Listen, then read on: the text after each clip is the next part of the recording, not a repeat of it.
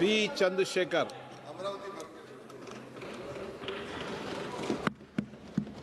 आपकी लोकसभा भी अमरावती है ना? ये लोकसभा अमरावती है। Sir, today I would like to speak in Telugu, sir, my native language, because this is a historic and an emotional moment for all of Andhra Pradesh, sir. సభాధ్యక్షులకు సహచర సభ్యులకు ఈ ప్రత్యక్ష కార్యక్రమాన్ని ఉత్కంఠంతో ఉద్విగ్నంతో వీక్షిస్తున్నటువంటి అశేష తెలుగు ప్రజానీకానికి మా అమరావతి ఆత్మ బంధువులకు నా హృదయపూర్వక నమస్కారాలు. ఆంధ్రుల కలల రాజధానిగా అమరావతికి చట్టబద్ధత కల్పిస్తూ అమరావతి ఆంధ్రప్రదేశ్కు ఏకైక రాజధాని అని ప్రస్తావిస్తూ దేశంలోనే మొట్టమొదటిసారిగా రాజధానిని నిర్మించే ఈ చారిత్రక ఘట్టంలో అమరావతి బిడ్డగా ఈ సభలో ప్రసంగించటం నాకు అదృష్టంగాను గౌరవంగాను భావిస్తున్నాను. ముందుగా తరతరాలుగా సాగు చేస్తున్న భూమిని రాజధాని నిర్మాణం కోసం త్యాగం చేసిన రైతన్నలకు, వందలాది రోజుల దీక్షతో శాంతియుత ఉద్యమం చేసిన మహిళామ తల్లులకు హృదయపూర్వక కృతజ్ఞతలు తెలియజేస్తా ఉన్నాను. సార్, కృష్ణానది ఒడ్డున ఆంధ్రప్రదేశ్ నడిబొడ్డున ఉత్తర దక్షిణ ప్రాంతాలకు సమాన దూరంలో 3000 సంవత్సరాల నాగరికతకు నిదర్శనం ఈ అమరావతి.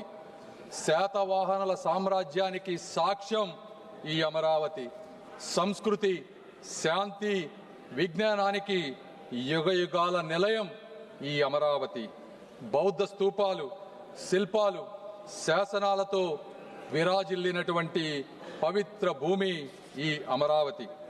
అలాంటి అద్భుతమైన ప్రాంతాన్ని ఒక్క రూపాయి ఖర్చు లేకుండా, ప్రపంచంలో ఎక్కడా జరగని విధంగా, ఎవరిని నొప్పించకుండా, ఎవరిని కదిలించకుండా 60 రోజులలో 29,000 రైతుల స్వచ్ఛంద భాగస్వామ్యంతో 34,000 ఎకరాల భూమిని సేకరించి అమరావతి అభివృద్ధికి అంకురార్పణ చేసినటువంటి శక్తి, వ్యక్తి, నమ్మకం మా ముఖ్యమంత్రి శ్రీ గౌరవ నారా చంద్రబాబు నాయుడు గారు. సార్, ఈ నమ్మకం ఒక్క రోజుతో వచ్చినటువంటి నమ్మకం కాదు.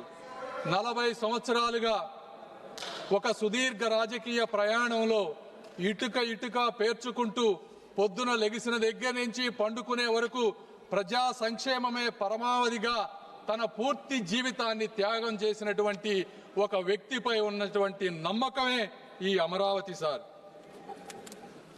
ఆ వ్యక్తిని నమ్మి, రాష్ట్ర హామీని నమ్మి ప్రపంచ స్థాయి రాజధాని వస్తుందని తమ పూర్వీకుల జీవనాధారాన్ని అక్కడ రైతులు వదులుకున్నారు. సార్, 2019 ఆంధ్రప్రదేశ్ జరిగినటువంటి సార్వత్రిక ఎన్నికల్లో ఆ రోజు ఉన్నటువంటి జగన్మోహన్ రెడ్డి గారు పాదయాత్ర చేసి ఊరు తిరిగి ఈ ప్రాంతం చిన్న ప్రాంతం, ఇక్కడ 3 రాజధానులు సరిపోవు, ఈ అమరావతిని ఆంధ్రప్రదేశ్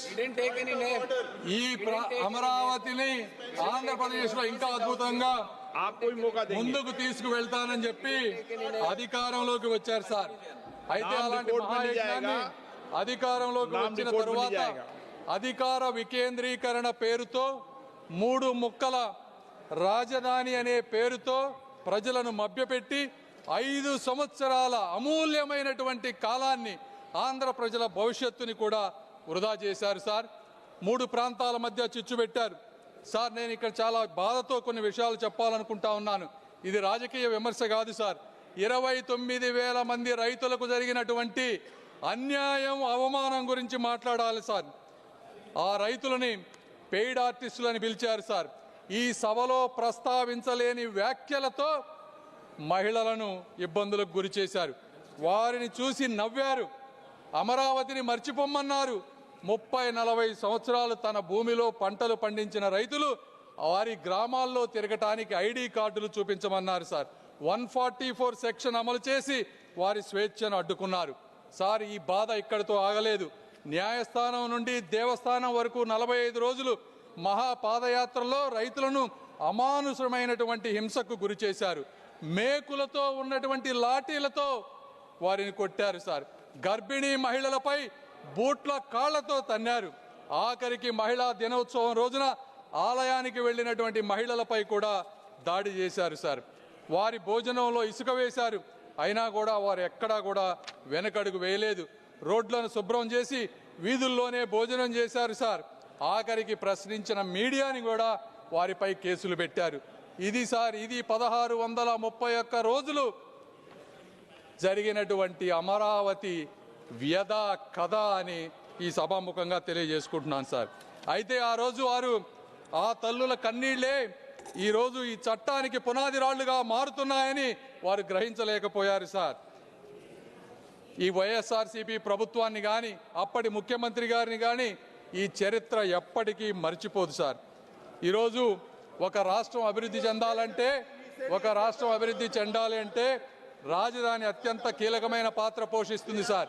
కర్ణాటక ప్రాంతంలో బెంగళూరు అనేది 50% ఆర్థిక వాటాను, తమిళనాడులో చెన్నై 40% ఆర్థిక వాటాను, తెలంగాణలో హైదరాబాద్ 55% ఆర్థిక వాటాను అందిస్తూ కీలకమైనటువంటి పాత్ర పోషిస్తూ ఉన్నారు సార్. అదే ఆంధ్రప్రదేశ్కు మీ రాజధాని ఏది అంటే చెప్పుకోలేని అవమానంతో గత ప్రభుత్వంలో ఆంధ్రుల ప్రజలు జీవించారు సార్. ఇప్పుడు నిర్మించబోయేటువంటి అమరావతి ఆంధ్రప్రదేశ్ ఆర్థిక వ్యవస్థకు ప్రధాన కేంద్రంగా రూపుదిద్దుకొని రాష్ట్ర అభివృద్ధికి ఒక గ్రోత్ ఇంజిన్ గా కూడా మారబోతోంది సార్. సాధారణంగా అభివృద్ధి అంటే భూసేకరణ పరిహారం మాత్రమే.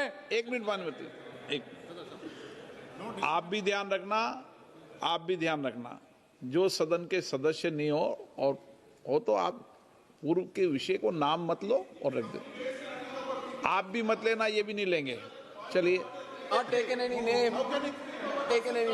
సార్, కానీ ఆర్థిక వ్యవస్థలో మొట్టమొదటిసారిగా ఒక పేద రైతుని భాగస్వామ్యం చేసి ఆర్థిక అభివృద్ధిలో వారిని కూడా ముందుకు తీసుకువెళ్లేటువంటి మార్గం ఈ అమరావతి దేశానికి చూపించింది సార్.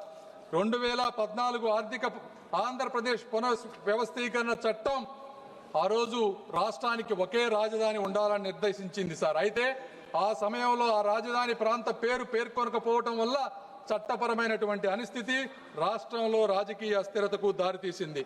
ఈ విషయంపై హైకోర్టుకి రాజధాని రైతులు వెళ్ళినప్పుడు 2022లో ఆ రోజు ఉన్నటువంటి ఫుల్ బెంచ్ ఒక స్పష్టమైన తీర్పునిచ్చింది. రాష్ట్ర రాజధాని నిర్ణయించటం లేదా మార్చడం వంటి అధికారాలు రాష్ట్ర అసెంబ్లీ పరిధిలోకి రావని, ఆ అధికారం కేవలం పార్లమెంటుకు మాత్రమే ఉందని స్పష్టం చేసింది. దాని ఆధారంగా ఆంధ్రప్రదేశ్ కేబినెట్ ఆంధ్రప్రదేశ్ రాష్ట్ర రాజధాని అమరావతి అని ఏకంగా తీర్మానం చేసింది. అధ్యక్ష, పెట్టుబడి మరియు అభివృద్ధి అనేది ఒక కీలకమైన అంశంపై ఆధారపడి ఉంటాయి. సర్టనిటీ, స్టెబిలిటీ అనేది కావాలి. పెట్టుబడిదారులు గందరగోళంలో పెట్టుబడి పెట్టరు. బ్యాంకులు, అంతర్జాతీయ సంస్థలు రాజకీయ అస్థిరత్వానికి రుణాలు ఇవ్వవు సార్. ఈరోజు దాదాపు 56,000 కోట్ల రూపాయలతో 91 అత్యంత ముఖ్యమైన మౌలికమైన ప్రాజెక్టులు అమరావతి నిర్మాణంలో జరుగుతూ ఉన్నాయి సార్. హడ్కోలో 11,000 కోట్ల రూపాయల రుణం, ప్రపంచ బ్యాంకు, ఏడీబీ, కేంద్ర ప్రభుత్వం కలిపి 15,000 కోట్ల రూపాయల సహాయాన్ని ఈరోజు అందిస్తూ ఉన్నాయి సార్. అదేవిధంగా క్వాంటమ్ వ్యాలీతో చరిత్రకు అమరావతి స్వాగతం పలుకుతుంది సార్. ఇవన్నీ జరిగినప్పటికీ అందరి మనసులో ఒకే ఒక ప్రశ్న, అమరావతి శాశ్వత రాజధానిగా ఉంటుందా అనేది ఉండేది సార్. అయితే ఈ చట్ట సవరణతో ఆ అనిశ్చితి తగ్గి అభివృద్ధి వేగం జరగబోతా ఉంది. రాజధానులు అనేది ఎన్నికల కోసం కాదు సార్, తరతరాల కోసం నిర్మించబడతాయి. ప్రభుత్వాలు మారినా కూడా విధానాలు ఏకపక్షంగా మారకూడదు. ఈ విధంగా ప్రభుత్వాలు ముందుకు వెళ్ళినప్పుడు మాత్రమే ప్రజల పట్ల కానీ, పార్లమెంటు పట్ల కానీ, ప్రజాప్రతినిధుల పట్ల కానీ ఒక విశ్వాసం వస్తుంది. కాబట్టి ఈ కార్యక్రమాన్ని ఈ విధంగా ముందుకు తీసుకువెళ్తూ ఈరోజు ఈ కార్యక్రమానికి వచ్చిన విధంగా నేను అనేక మంది వ్యక్తులకు కృతజ్ఞతలు తెలపాలి సార్. మొట్టమొదటిసారిగా గౌరవ ప్రధానమంత్రి నరేంద్ర మోదీ గారికి ఆంధ్రప్రదేశ్ రాజధానికి కేంద్ర మద్దతు ఇవ్వాలన్న ఆయన హామీపై ఆంధ్రప్రదేశ్ ప్రజలకు అచంచలమైనటువంటి విశ్వాసం ఉంది. మోదీ గారు ఇచ్చిన మాట నిలబెడతారని గత 12 సంవత్సరాలుగా ఎన్నోసార్లు నిరూపించబడింది.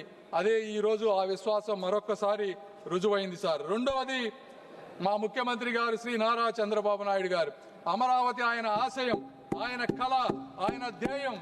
రాష్ట్ర అభివృద్ధిలో రైతులను భాగస్వాములుగా మార్చిన ఆయన దూరదృష్టి చరిత్రలో నిలిచిపోతుంది. ల్యాండ్ పూలింగ్ విధానం, ప్రపంచ స్థాయి ప్రణాళిక ఇవన్నీ వారి నాయకత్వానికి నిదర్శనం సార్. ఎన్ని అడ్డంకులు వచ్చినా, ఎన్ని పరీక్షలు ఎదురైనా అమరావతి అనే స్వప్నాన్ని ఒక్క క్షణం కూడా పట్టు వదలని సంకల్పం ఆయనది సార్. మూడవ వ్యక్తి శ్రీ పవన్ కళ్యాణ్ గారు తన గళంతో, తన శక్తితో ప్రజా ఉద్యమ స్ఫూర్తిని నింపి కూటమి ఐక్యతకు, తెలుగు ప్రజల అభివృద్ధికి కంకణబద్ధుడైనటువంటి నాయకుడు శ్రీ పవన్ కళ్యాణ్ గారు సార్. ఈ ముగ్గురి కలయిక అమరావతి ఆశయానికి ఒక శక్తి, తెలుగు వారి భవిష్యత్తుకు ఒక భరోసా సార్. అదేవిధంగా ఈ కార్యక్రమాన్ని ముందుకు తీసుకువచ్చిన మరొక ముఖ్యమైనటువంటి ఇద్దరు వ్యక్తులు అమిత్ షా గారికి, అదేవిధంగా వెనక ఉండి ముందుకు నడిపిస్తున్నటువంటి మా యువ నాయకులు నారా లోకేష్ గారికి కూడా కృతజ్ఞతలు సార్. అదేవిధంగా ఇందులో ఇంకొక వ్యక్తిని కూడా మనం ప్రస్తావించాలి సార్. అమరావతిని అణిచివేయాలని, ఆపివేయాలని ఆయన చేసినటువంటి ప్రయత్నం సామాన్యమైనది కాదు సార్. జేసీబీలతో, జైళ్లతో భయపెట్టి కూల్చివేతలు సాగించి ఆయన చేసిన రాజకీయ విధ్వంసం కూడా ఒక చరిత్రే సార్. ఆయన అణిచివేత వల్లే ఈ రోజు రైతుల గుండెల్లో అమరావతి ఒక ఉద్యమ అగ్నిగా రగులుతా ఉంది. ఆయన చేసిన అడ్డంకుల వల్లే ఈ రాజధాని ప్రాముఖ్యత దేశమంతా కూడా మారుమోగిపోయింది.